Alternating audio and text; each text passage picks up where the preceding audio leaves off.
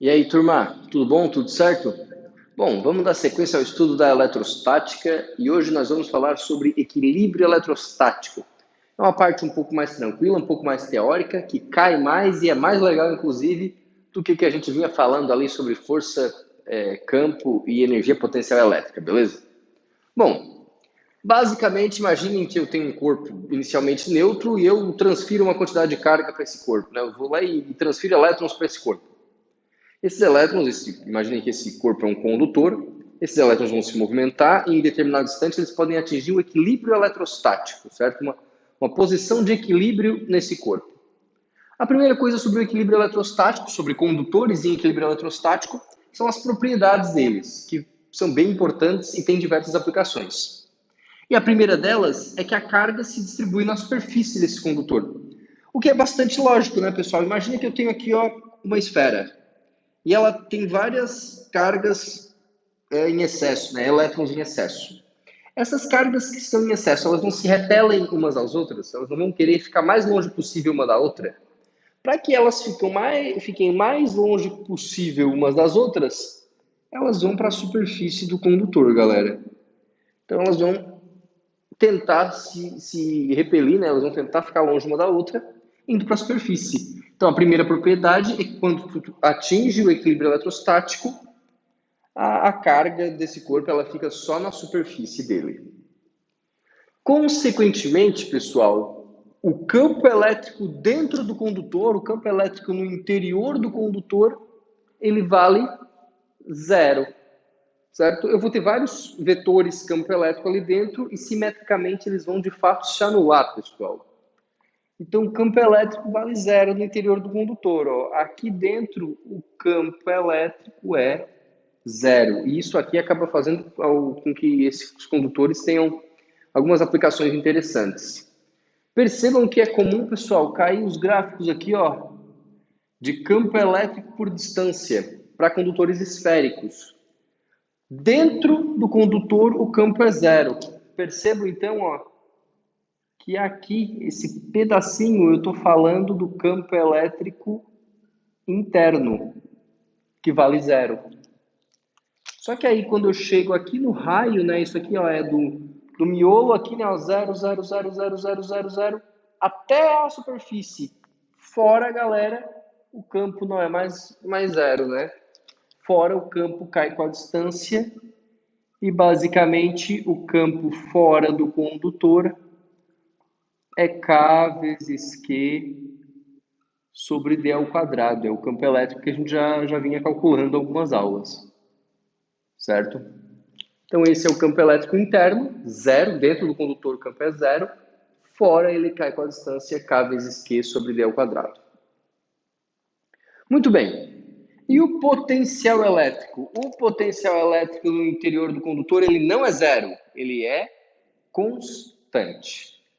Então, quer dizer que se aqui no meio for menos 10 volts, aqui vai ser menos 10 e menos 10 e menos 10, e todos os pontos o potencial elétrico vai ser igual. Certo? Então, o potencial elétrico é constante. Percebam que aqui está o potencial elétrico interno, que é constante, pessoal. Opa, fiz lambança aqui no meu gráfico. Que é constante, certo? Basicamente, para calcular ele é constante, pessoal. K vezes Q sobre R. Independentemente se o raio for 1 metro e tu tiver a 50 centímetros, 20 centímetros, 30 centímetros do centro ou mesmo no centro, o valor é sempre o mesmo, kq sobre r. E fora, o potencial elétrico cai com a distância, né? Fora ele é o potencial externo. Opa!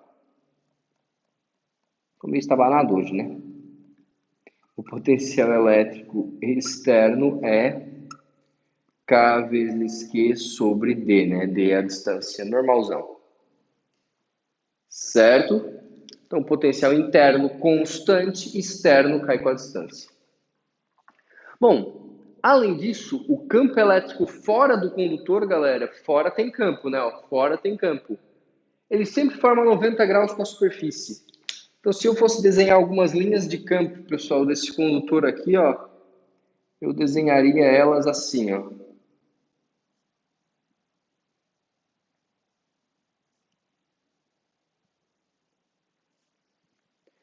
Percebam que esses ângulos eles devem ser de 90 graus com a superfície, certo? Então tá aqui. Com essas 4 propriedades aqui, tu já consegue caracterizar um condutor em equilíbrio eletrostático. Primeira propriedade, ou melhor, primeira aplicação importante disso aqui, a blindagem eletrostática. Imagina que tu tens um carro e tu tá lá bem felizinho dentro do carro. E aí caiu um raio, galera, aqui ó, cabum, nesse carro. Só que as cargas, pessoal, as cargas, elas vão se distribuir só na superfície externa do carro, certo? Como se fosse um condutor em equilíbrio eletrostático. Então essas cargas elas vão ficar só na superfície externa do carro, porque a lataria é metálica. Logo, o campo elétrico aqui dentro vai ser zero e tu vai estar totalmente protegido. Então, pessoal, dentro do carro é extremamente seguro numa tempestade de raios. Por que o pneu é de borracha? Absolutamente nada a ver. Porque tem ar entre o carro e isso nada a ver. Tu tá protegido, pessoal, pelo fato de que a carcaça, o que te envolve é um metal. E aí, como a superfície é metálica, as cargas ficam só na superfície, certo? Pega o celular e bota dentro de uma caixinha de metal e tenta ligar para ele. Ou mesmo quando tu entra no celular, com o celular no elevador, vocês já repararam que cai o sinal, pessoal? É exatamente isso, é a blindagem eletrostática. A gente chama isso, pessoal, de gaiola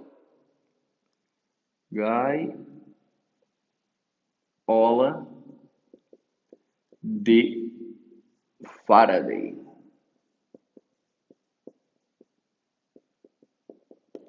Certo? Então é bem comum esse tipo de coisa, pessoal. Ah, onde é que tu está mais protegido numa tempestade de raios? Dentro do carro ou num campo aberto? Dentro do carro. Por quê? Porque o pneu é de borracha? Não, porque o que te envolve, galera, o que te envolve é um metal. E dentro de casa também, né? Concreto armado, tens ferro nas paredes, pessoal. Tu está protegido também dentro de casa. Ok? Tranquilo?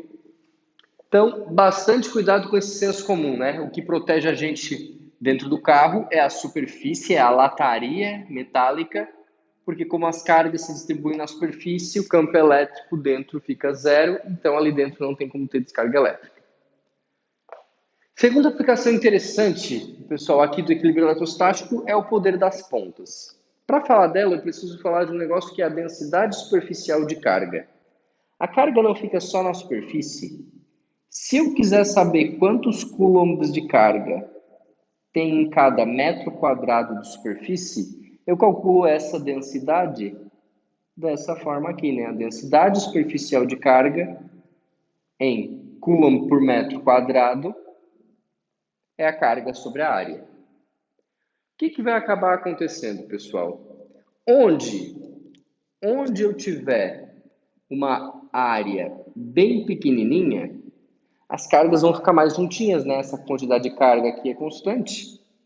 A densidade de cargas aumenta. Onde a área for menor, a densidade de cargas aumenta. Isso quer dizer que as cargas ficam mais juntinhas. Isso é o que a gente chama de poder das pontas. O que acaba acontecendo? Imagina que eu tenho esse condutor aqui, ó. Aqui não tem uma pontinha, as cargas não estão mais juntinhas nessa região. Isso quer dizer que como tem mais cargas juntinhas aqui, o campo elétrico é mais intenso aqui. Então, se for cair um raio, por exemplo, pessoal, a tendência é esse raio cair aqui, na ponta. Por isso que o poder das pontas está relacionado, de fato, com o para-raios. Certo? O que o para-raio faz, pessoal? Ele repele o raio para o raio não chegar na gente? Totalmente errado. Ele atrai o raio para ele e não para a tua cabeça. certo? O que é o para-raio? É uma ponta metálica que fica lá no alto. Aí a tendência gigantesca é o raio cair lá. Esse para-raio ele é aterrado, ele leva a carga lá para o solo. E daí não cai na tua cabeça. Por que é tão perigoso o campo aberto, pessoal, se tiver uma tempestade de raios? Ou a praia? Porque o raio não tende a cair na região mais pontiaguda. Se tu estás no campo aberto, qual é a região mais pontiaguda? É tu, certo? O que se deve fazer então em uma tempestade de raios? Ir para baixo da árvore? Não, porque o raio vai cair dentro da árvore. Tu junta os pés, galera, junta os pés, por causa lá do negócio da diferença de potencial, e abaixa, certo? Junta os pés e abaixa. Então tá aqui. O poder das pontas está relacionado com o para-raios. Então é bastante comum, né? O para-raio repele o raio, errado. Ele atrai o raio para ele. E isso aqui está relacionado com a indução eletrostática, beleza? Porque nessa região onde tem mais carga, tem mais campo elétrico, né? O campo elétrico aqui ó, seria mais intenso nessa região. E a blindagem eletrostática, ou a gaiola de Faraday, está relacionado com o fato de que dentro da estrutura metálica tu está protegido, porque como as cargas ficam só na superfície, o campo elétrico dentro se anula, então ali dentro não vai ter descarga elétrica, certo? Então, duas aplicações importantes, elas costumam cair bastante, além dessas 4 propriedades que vocês têm que saber. Então, isso é o equilíbrio eletrostático, pessoal. Um abração para vocês aí. Valeu, falou, até mais.